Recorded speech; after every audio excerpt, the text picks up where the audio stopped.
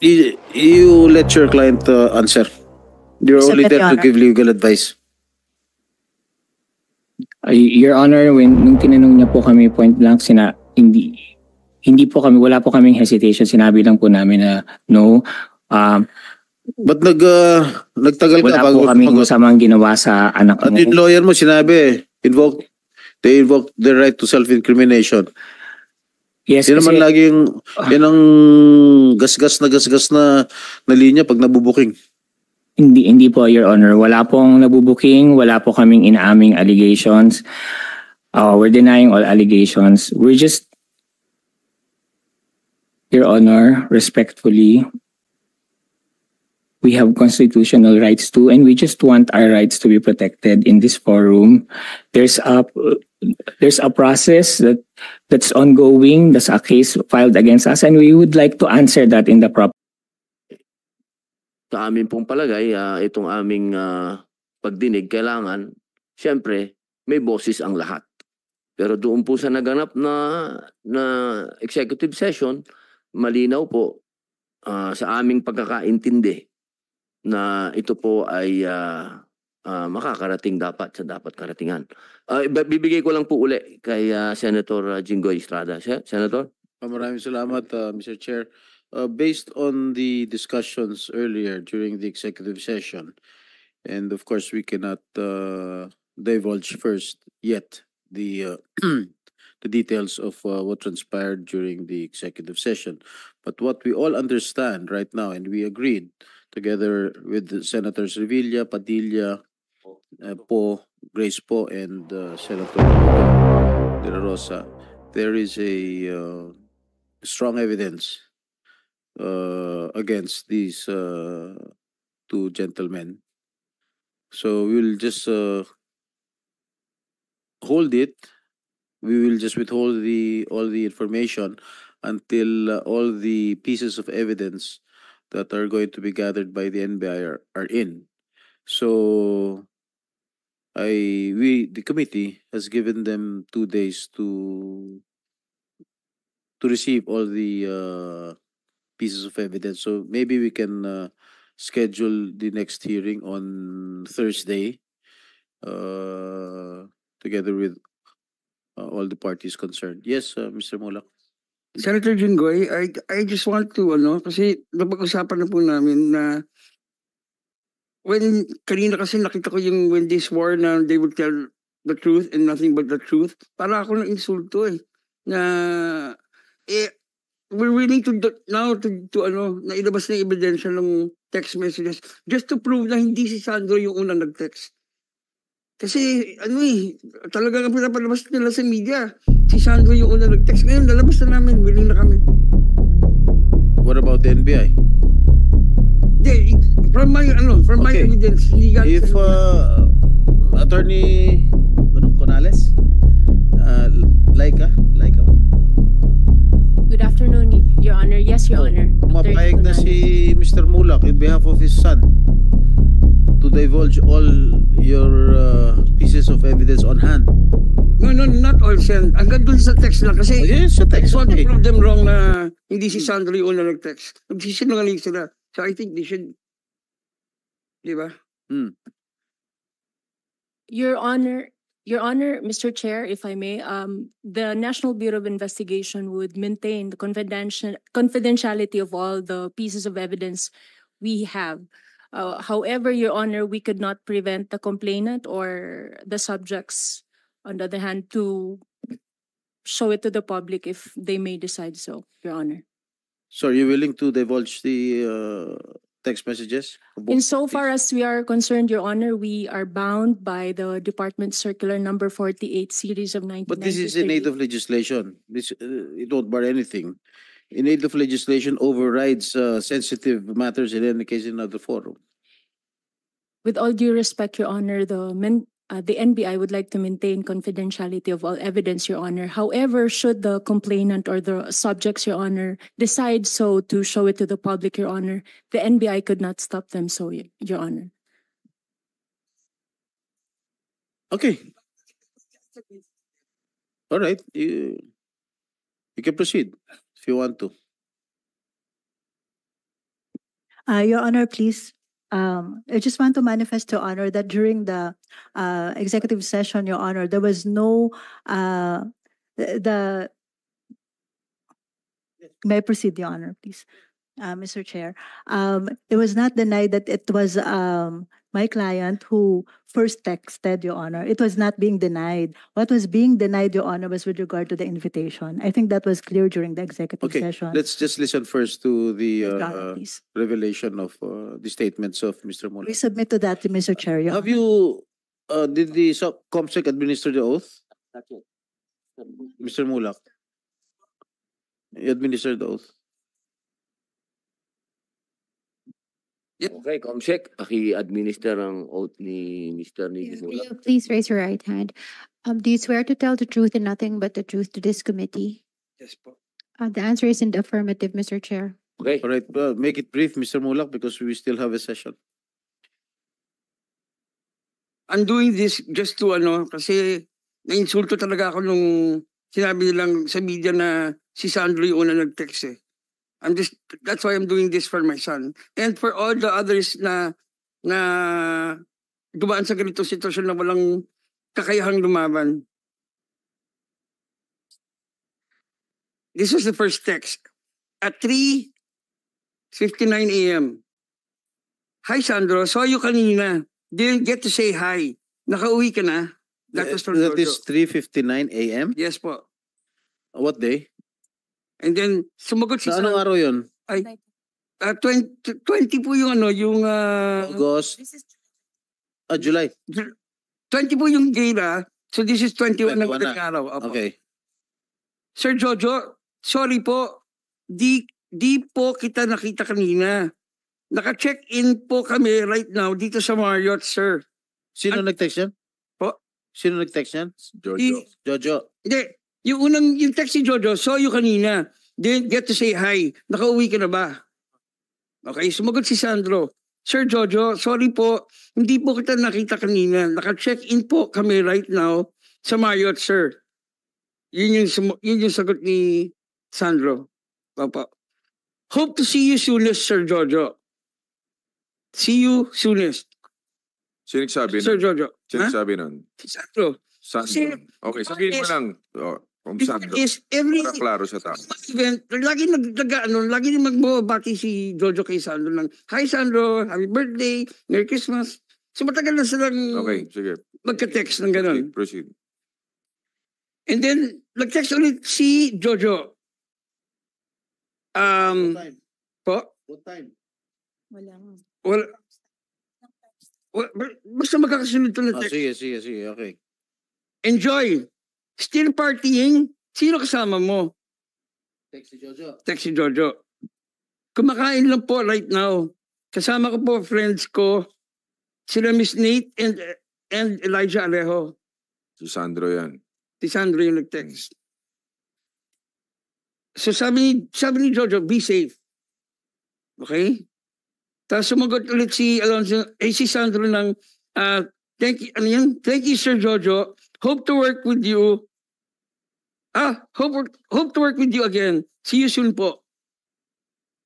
Okay? Tapos, nag-text si Jojo. Nabitin ako sa inom. Ha ha ha ha. Sabi ni Jojo.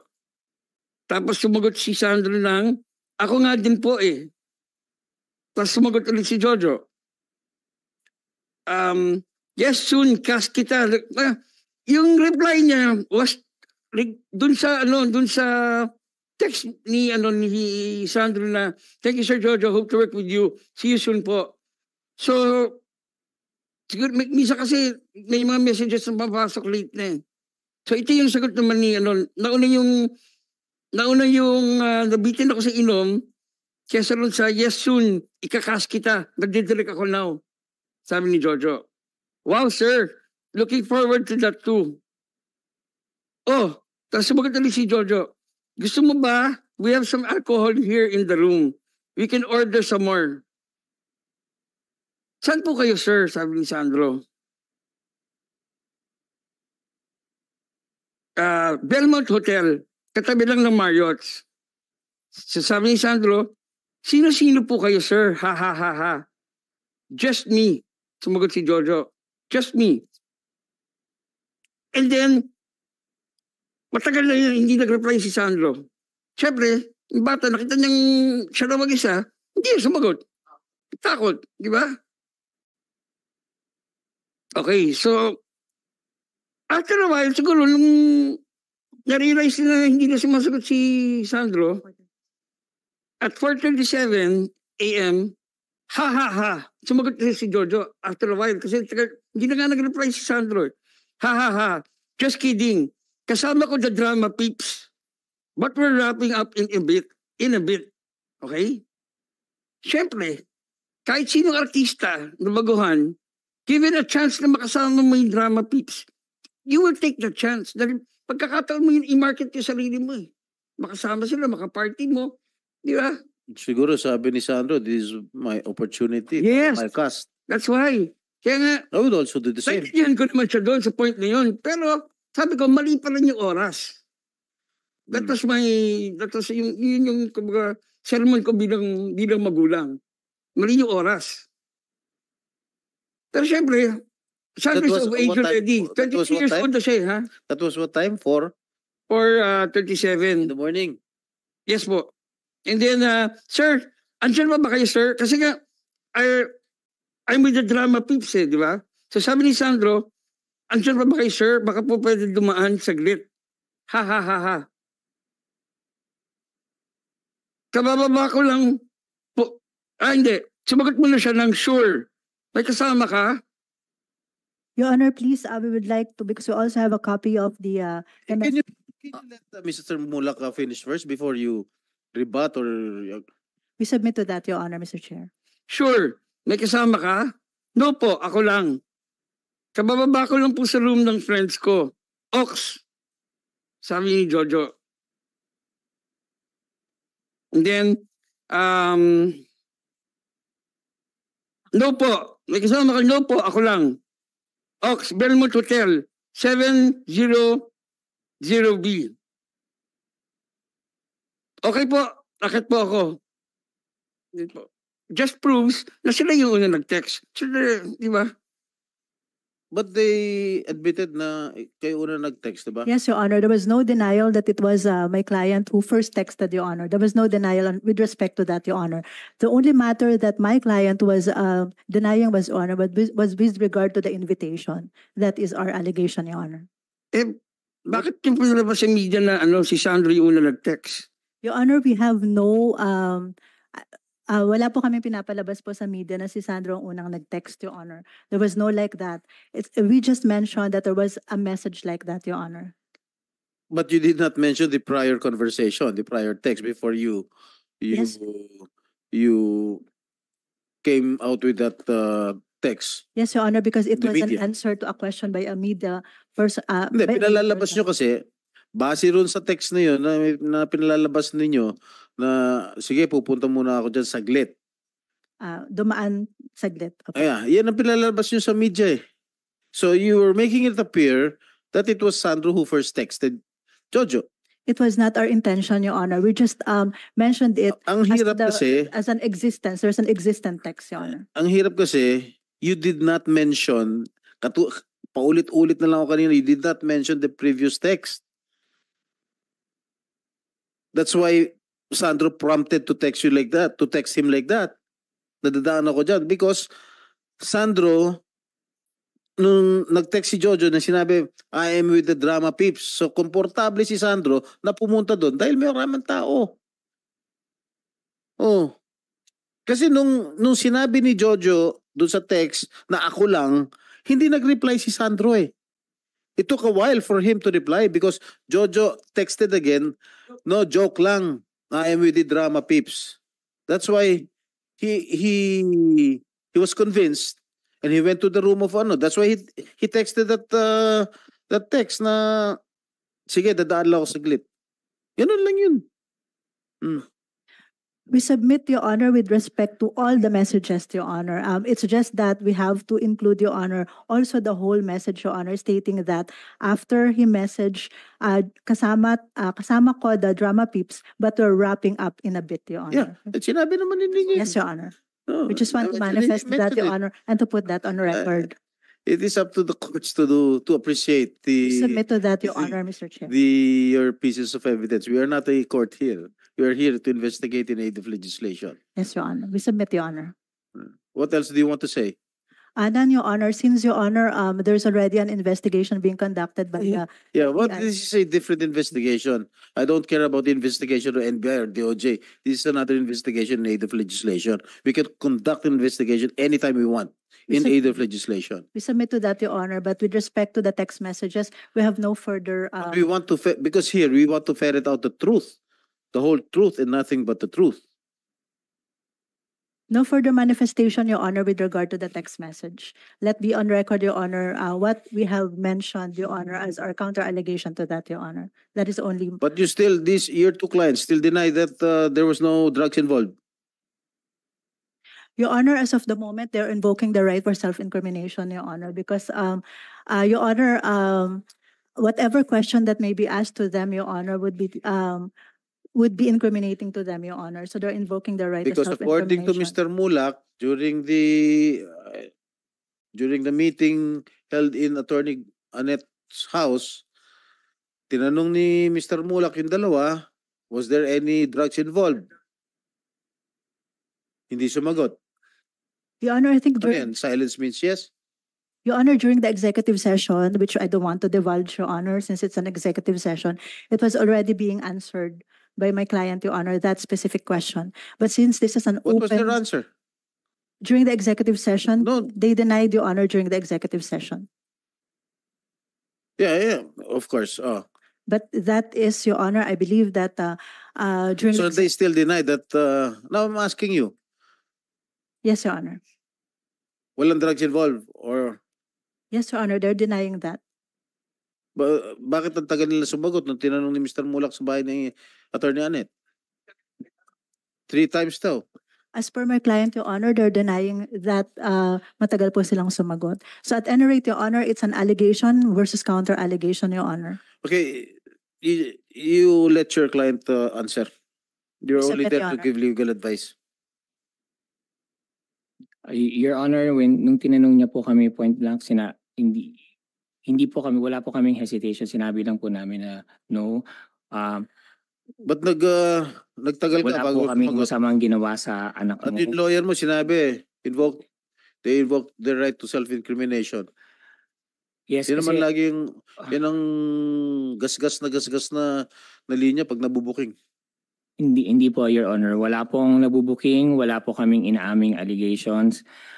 We're denying all allegations. We're just, Your Honor, respectfully, we have constitutional rights too, and we just want our rights to be protected in this forum.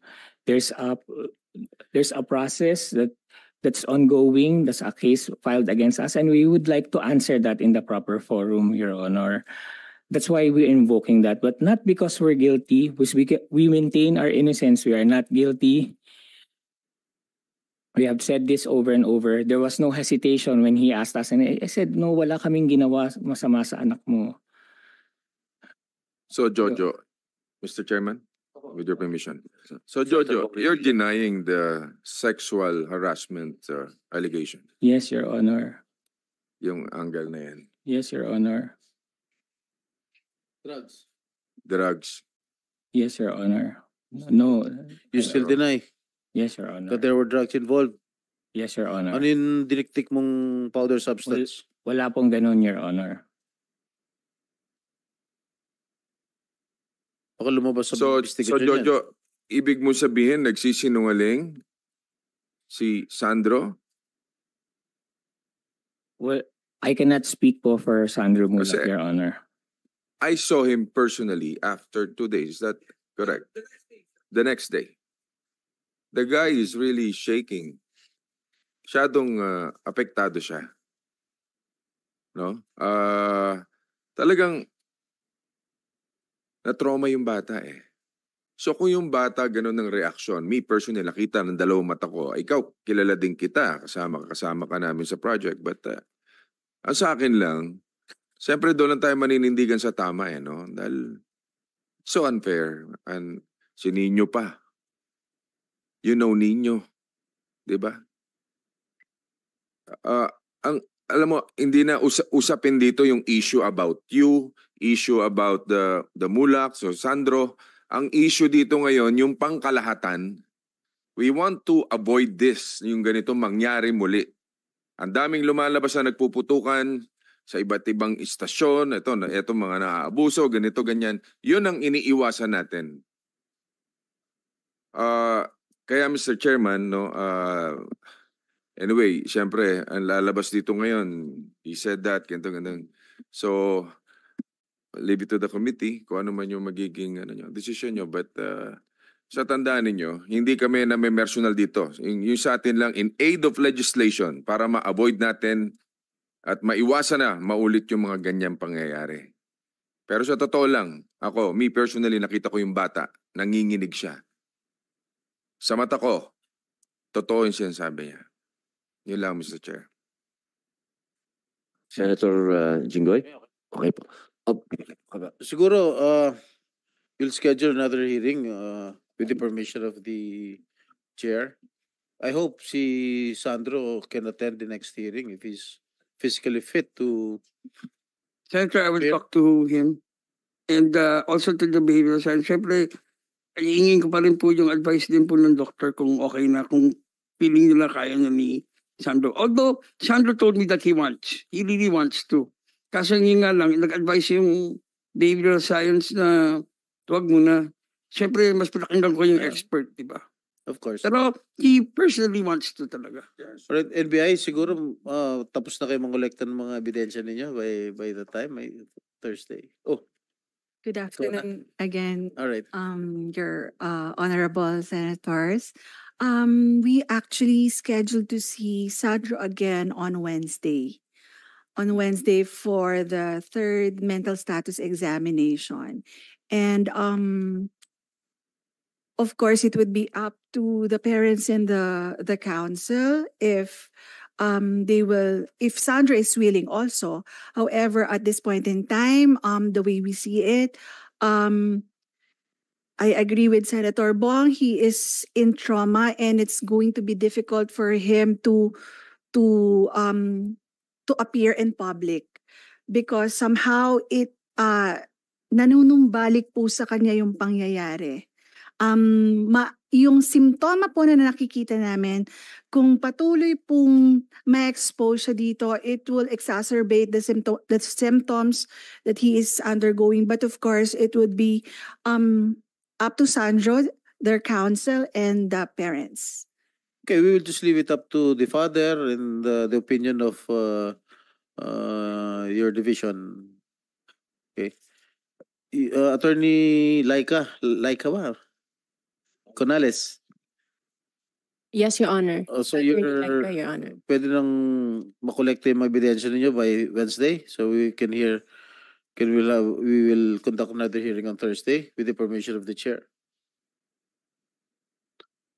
Your Honor, Mr. Chair, would it be, I hope it would be amenable with the Honorable Committee that the NBI be given time to file the case if there would be any, Your Honor, before a discussion would have to be made, Your Honor. I hope that would be amenable with the committee, Your May Honor. binabasa ako. Ano ulit sabi mo?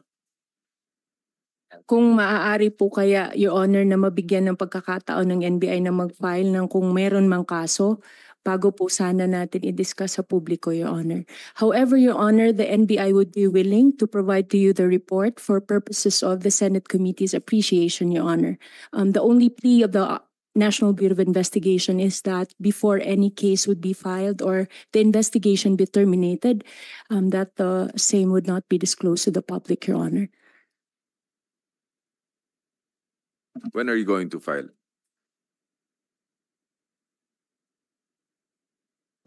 We hope to file the case within the week, Your Honor, if there would be any case to be filed, Your Honor. If there's no case to be filed. The investigation would have to be terminated, Your Honor, if there would be no case to be filed, Your Honor. A report would similarly be made by the Bureau, Your Honor, and the same would be submitted to the Honorable Committee's appreciation, Your Honor.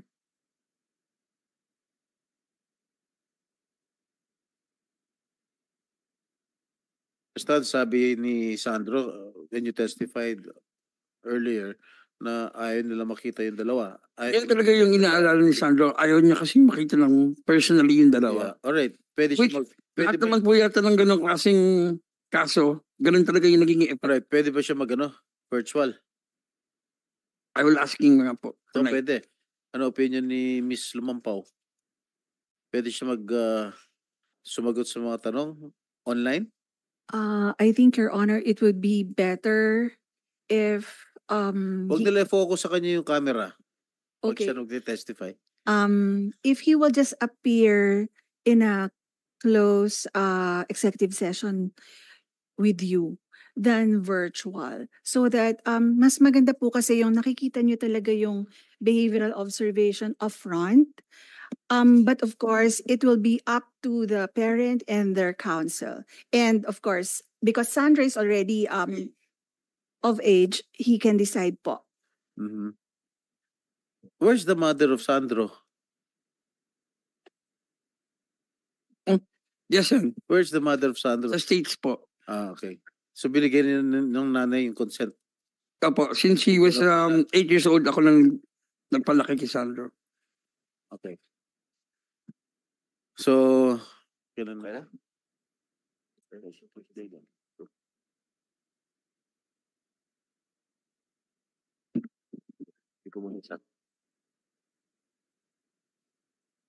Meron po akong 5 minutes lang. 5 minutes pa bago po kami mag-session. May tanong lang po ako kay Attorney Lorna Kapunan, ma'am. So sa mga narinig nyo po, hindi po ba qualified na yung sa mga doon po sa text messages, ano? Isang mabilis lang pong explanation. Hindi po ba to bumabagsak doon sa verbal? Meron po ba doon pa sa text messages meron ng verbal abuse o may sexual abuse na po doon sa pinag-usapan po nila? Doon pa lang po sa text messages. Sa palagay niyo po? Kasi yung harassment, hindi lang po physical, pwedeng verbal, miski na true or hindi, merong emotional at saka psychological po. Kung pwede ko lang nadagdag in the last 3 minutes, kasi yung pag pinag-uusapan pong sexual harassment, hindi lang po yung sexual harassment law ang dapat tignan ng Senado. 4 po yan.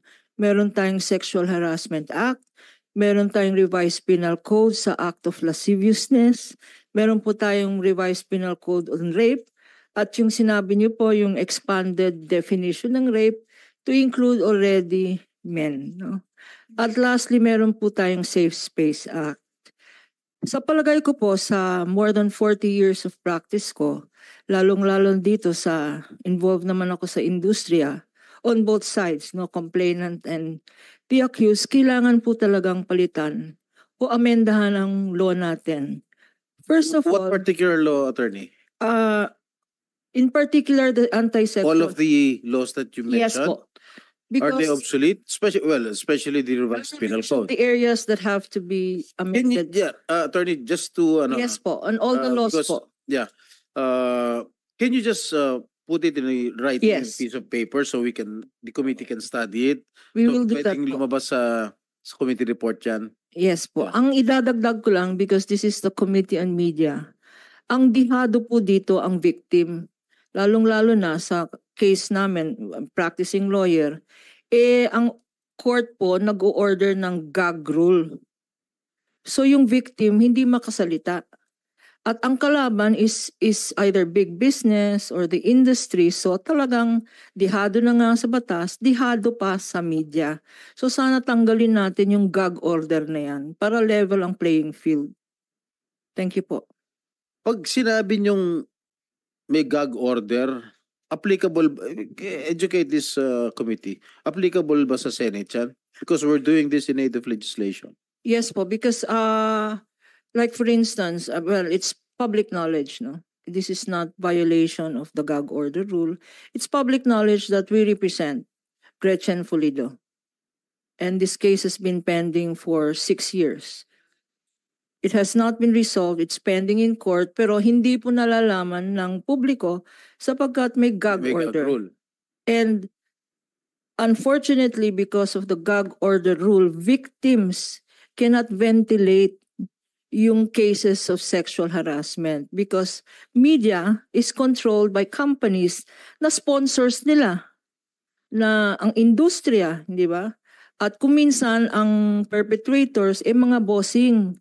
Kanya yung CODI na yan, dapat tignan rin natin yung CODI, yung Committee on Decorum and Investigation, parang dihado rin ang victims dyan because no witness will appear and side with the victim. Kasi yung witness na yan, matatanggalin sa trabaho.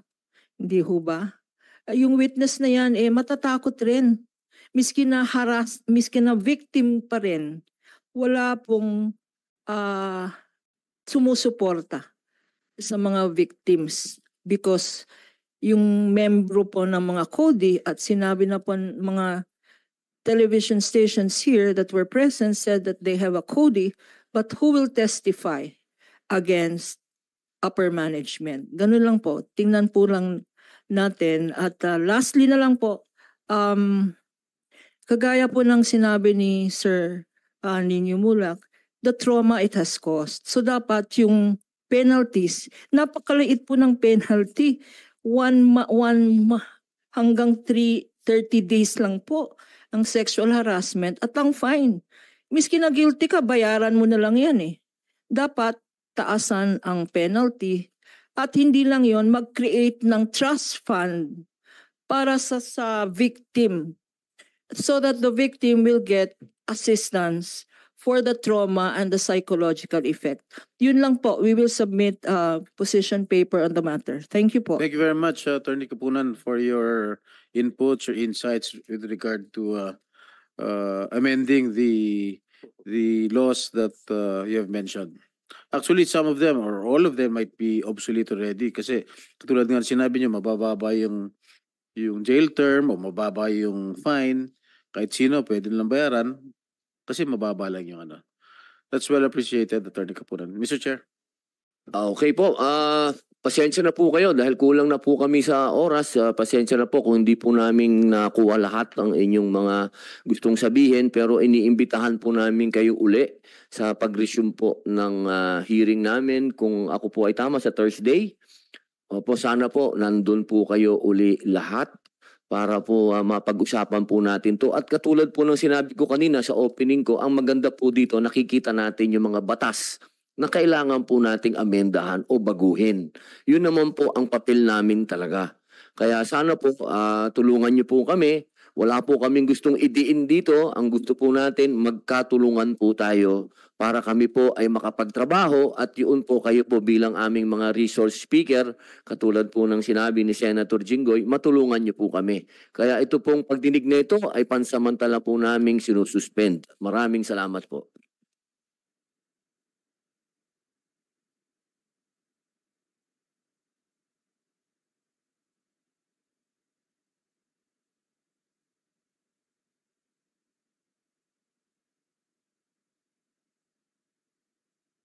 Recording stopped.